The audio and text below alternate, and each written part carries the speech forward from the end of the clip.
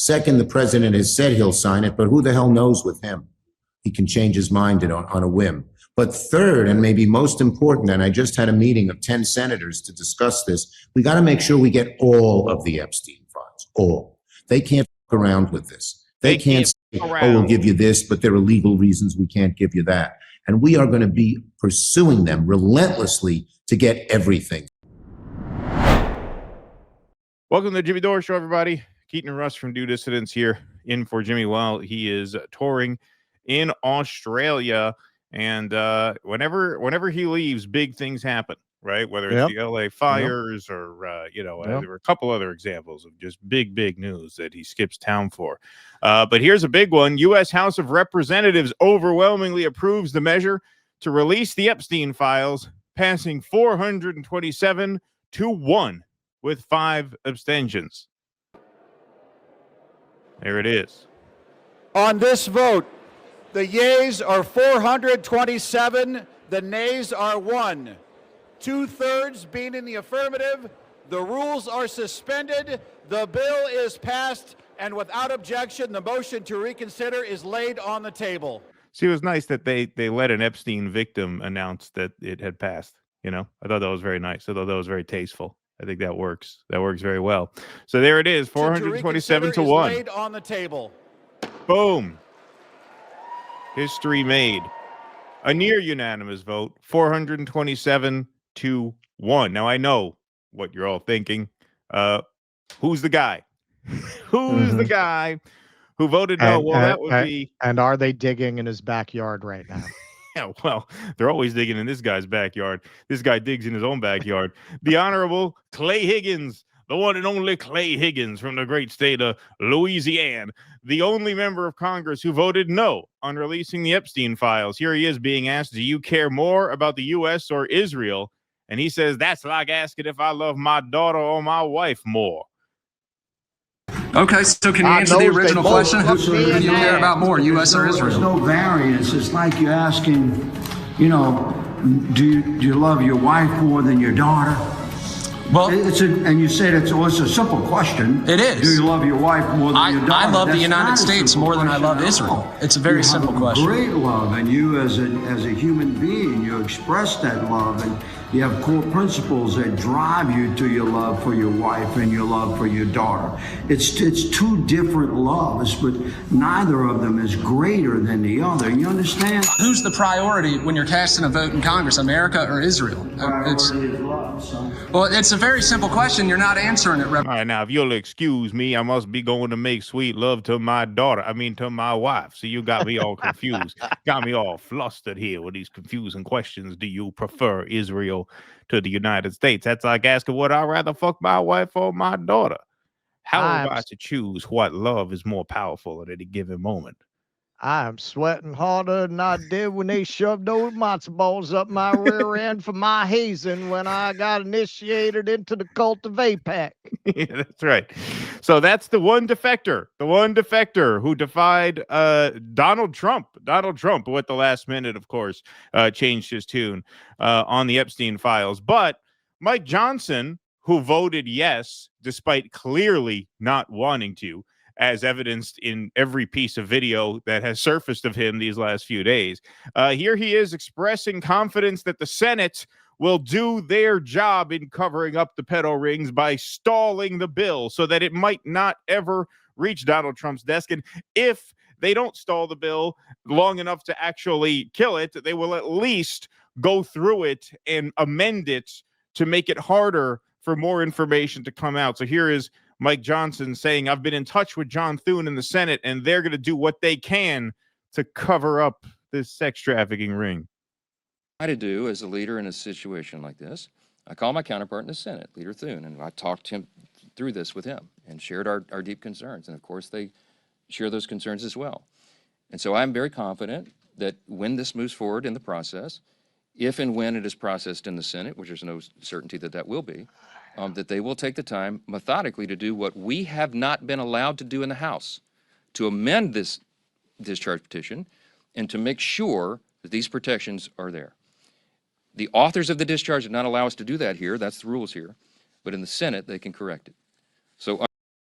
So I'm confident that they will take the time and run out the clock and basically take all the power out of this legislation, except that was not to be. Chuck Schumer for the win. Didn't see that one coming, did you? The U.S. Senate passed immediately the bill to force the release of the Epstein files by unanimous consent, sending it to President Trump's desk to be signed as soon as it's received in the Senate. Wow, they didn't see that coming. They thought they were going to stall out for a year. They couldn't even stall out for a few hours. So here is Chuck Schumer talking about the urgency to get all of this stuff out there. Is now the House has passed it. The Senate has virtually passed it. It goes to the president's desk. I was going to say we have a lot more work to do. First, who knows how long the House will try to hold it. We should put pressure on Johnson to send it right over to us. Second, the president has said he'll sign it, but who the hell knows with him? He can change his mind on a whim. But third, and maybe most important, and I just had a meeting of 10 senators to discuss this, we got to make sure we get all of the Epstein files, all. They can't fuck around with this. They can't say, oh, we'll give you this, but there are legal reasons we can't give you that.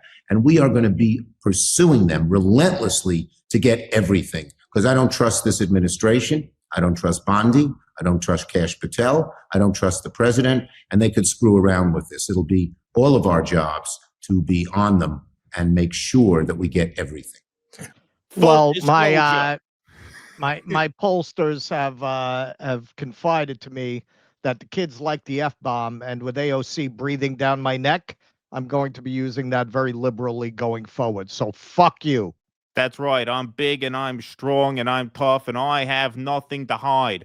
I had relations once 44 years ago through a sheet, and that was it. I've been clean ever since. No dirt on Chucky boy. Reveal away. Take anything you want. You're not going to intimidate me.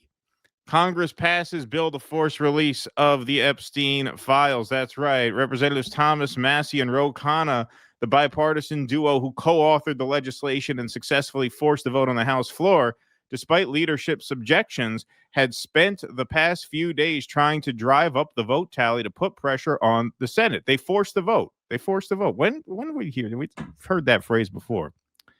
What channel was it that made that phrase popular? What was the YouTube channel that talked about forcing the vote? I forget what it was. It'll come to me. The votes in both chambers exceeded both their expectations.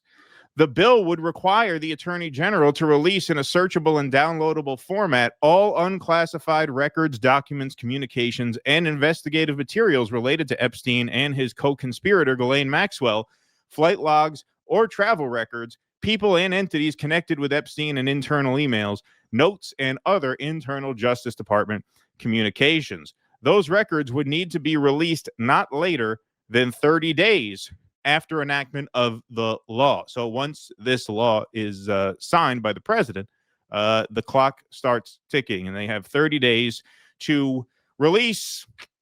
Here's the other shoe to drop. Essentially whatever they want. The legislation says the Attorney General may withhold or redact any information that identifies victims or would jeopardize an active federal investigation. And don't forget, there now is an active federal investigation against the Democrats who might be on Epstein's list. We'll get to that as the live stream goes on in different segments. But Mike Johnson, very disappointed that the Senate didn't stall for time. They were supposed to stall for a year. They were supposed to just kill this thing, and they did not. They did not come through. What happened? Here he is. To Leader Thune, you seeing the bill without adding amendments or changing it? I'm deeply disappointed in this outcome. I think I've been at the state dinner. I don't know. I was just told that Chuck Schumer rushed it to the floor and put it out there preemptively. It needed amendments. I just spoke to the president about that. We'll see what happens. So do you think he may veto? What's the matter, goy boy? Too slow for Chucky?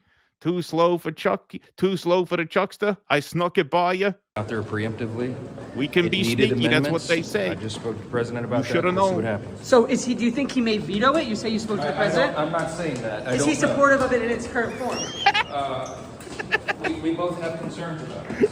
Oh, man. I was standing there with the Crown Prince. We couldn't talk. Are you frustrated in the majority leader? Listen, I have to go. I'd love to answer more questions about the sex trafficking ring I'm covering up, but I have a meeting with the head chopper. Okay, I don't want to keep him waiting. He doesn't like to be kept waiting. People learn that the hard way. Wow. What a display. What a display that was. And he was nervous about this all along. Here we go. Back to that initial press conference I showed you a piece of just a few minutes ago. Why is he so concerned about this? Well, he's concerned that the release of the Epstein files may create new victims by ruining the reputation of completely innocent people, such as those who may just have known Epstein, but knew nothing of his crimes. So let's hear him explain that. Has already reviewed it and determined it is not credible. It is false information. Doing this and requiring this to come out could ruin the reputations of completely innocent people, such as those who have may just have known Epstein but knew nothing of his crimes, or whose names he exploited. Think of this: innocent people whose names he exploited and used to try to get close to his intended victims. Their names may be in these files, and they had nothing to do with this. And so by just haphazardly releasing it, you're going to destroy their reputations. Whose names did he exploit? Which innocent people's names did he exploit to get close to his victims? You mean like Donald Trump? Because we know that Virginia Giuffre was recruited from Mar-a-Lago. You have to assume that Epstein used his connections with Donald Trump in order to pull girls out of Mar-a-Lago. Now, of course, Donald Trump is totally innocent in all that. So that must be who he's talking about, right? Well, no. Apparently, he goes on to insist that no. Donald Trump had nothing to do with it. Nothing to do with it at all. To do with it? He has said President Trump has nothing to do with it. He has said himself he has nothing to hide.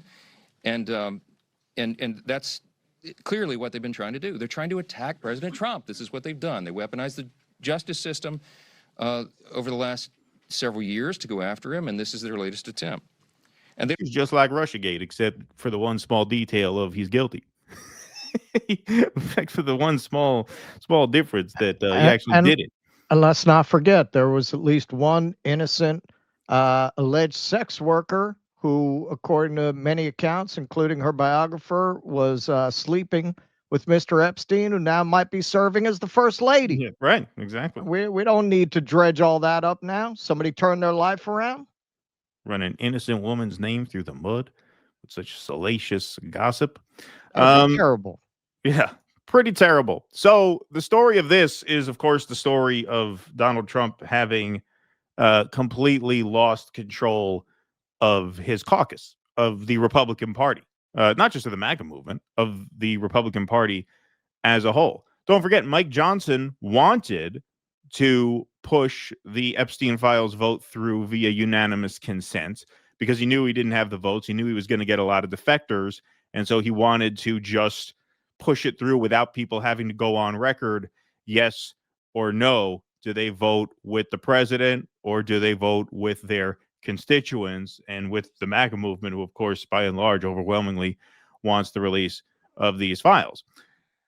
Once they pushed that through 427-1, because, of course, Donald Trump caved, knowing he was going to lose the vote anyway, and said, okay, everybody vote for it, to spare himself the embarrassment of having dozens of Republicans vote against him and basically tell him they're not afraid of him anymore. That happens 427-1. And then in the Senate, they were like, you know what? We don't want no part of this. Unanimous consent. We're not going on record voting yes or no. We're just pushing it straight on through to the president's desk. We have his blessing. And so let's make this happen. And that is where we stand right now. So whatever happens with the release or non-release of these files, or what gets released, what gets redacted, obviously there will be plenty of time to talk and speculate about that, and I guess evaluate that past the 30-day point, assuming Trump signs this bill sometime this week.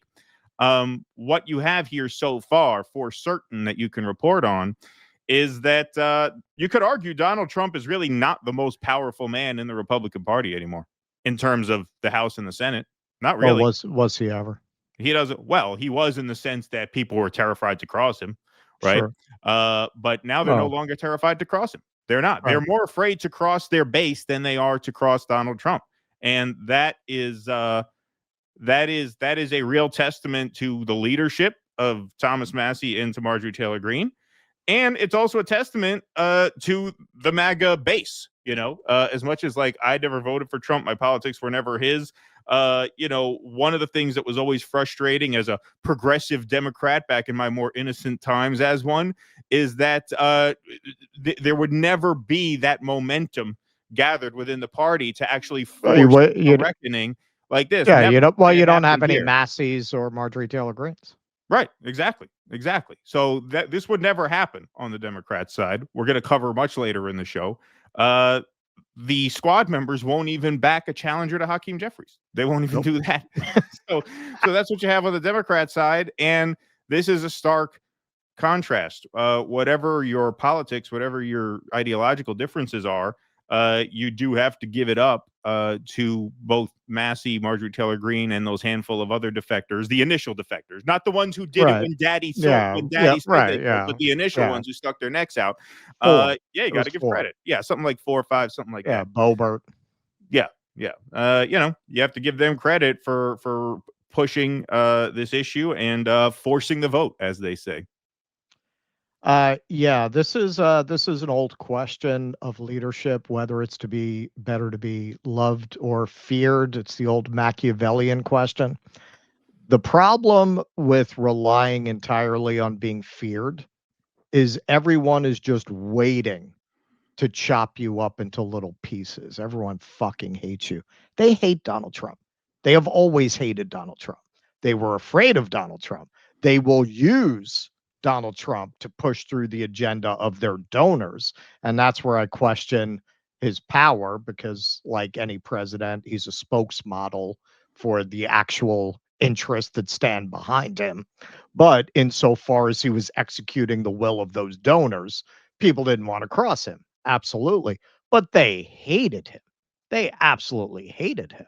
And you can see it here, where you got one defector in the House. I mean, everybody knows that he only said go ahead and vote for it under pressure. Well, obviously. You have unanimous consent in the Senate.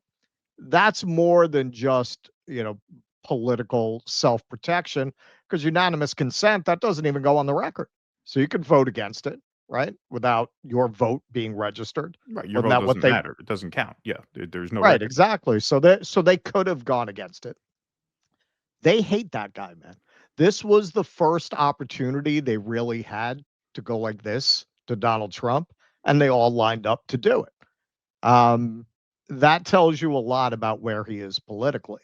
You live by the sword, die by the sword. If your entire political project is based on people being afraid of you, better hope they stay afraid of you, which is tough when you went into office as a lame duck, because that card, even if you were doing a good job, that would be eroding very quickly as his term goes on. Well, it's tough when you get on the wrong side of an issue that is not only as clear and obvious as this one, but as severe as this one. I mean, you're talking about an issue here that, for good reasons, for obvious reasons, really cuts deep with a lot of people. You really don't want to get on the wrong side of this issue. Because Donald Trump is a lame duck, but these Congress people are not. These Congress people have elections that they got to win in less than a year. And every poll that comes out now just looks worse and worse and worse for the GOP. There's a poll that came out today that had the Democrats leading on the generic ballot by 14 points. Now, that's an outlier so far, but we haven't seen many polls on the generic ballot since the 2025 results came in. So they're not willing to go down with the ship. You're talking about people who have decades-long careers ahead of them. Are they going to give that all up to cover up for Epstein because Donald Trump is in the files? No, apparently. And we just saw that here. Come see me on tour in Pottstown, Pennsylvania, Waikiki, Hawaii, and the Comedy Store in Los Angeles. Go to jimmydore.com for a link for tickets.